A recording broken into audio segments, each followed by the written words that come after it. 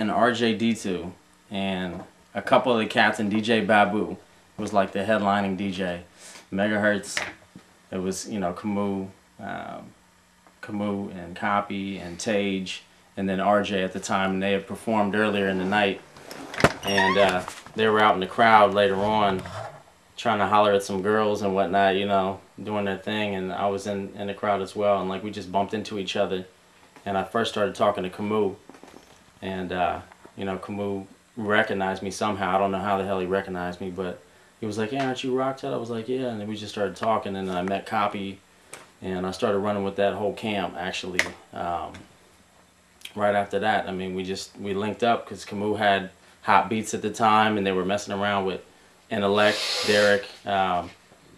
He was actually, I mean, he was a rapper, but he was more of an engineer. He was better at engineering, I think, than he was rapping, so he just kind of stuck to that, you know what I mean?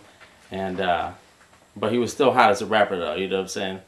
But yeah, the dude was straight, man. He learned, or he taught rather, pretty much everybody around here the basics about engineering, mic etiquette, how to project your voice. He taught Copy, Jakai, all these cats that. Well, at least Copy and Camus that I know of. I'm not sure about Jakai, but they just, you know, they seem to be doing things. You know, they were the only cats in the city that I thought were really trying to make moves. So we all hooked up and we just started, you know, doing songs together, like little songs here and there.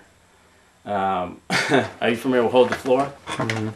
I actually did the original Hold the Floor beat, but Prism came along and he had a beat that was hotter.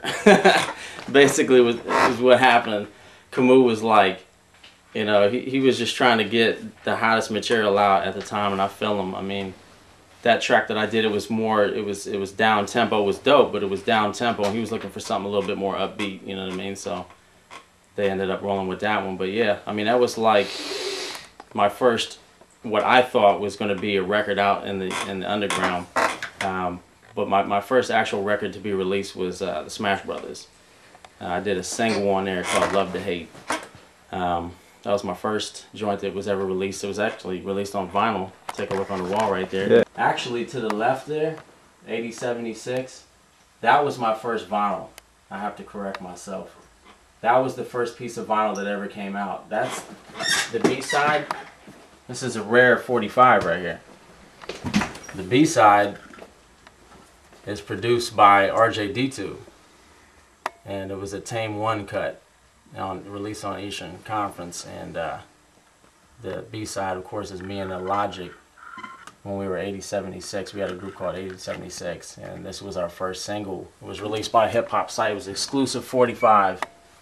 Not many copies were printed. I think there was only a few thousand printed, actually, and I got about 10 of them left. So they're going on eBay at some point. You know, for me, I just always kind of wanted to get more into beat making and producing and doing that whole thing.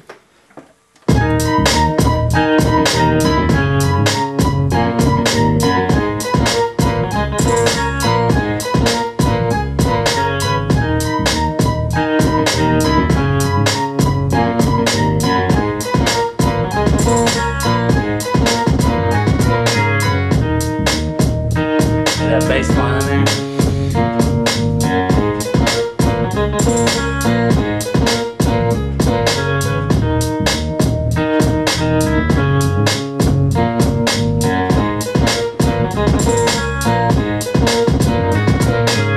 If I rhymed, I would rhyme for you right now, but you know, it's not really my thing.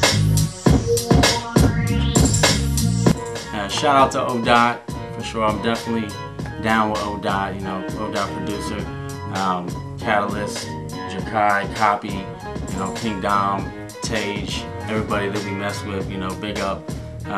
Columbus in general, you know, keep doing it, you know what I'm saying? Everybody's out there trying to get it. Let's come together and try to do something bigger instead of, you know, trying to nitpick about who's the dopest and who's doing this and who's doing that. Let's just try to come together and unify a little bit more and try to do it and do it on a bigger level and bring everybody up at the same time.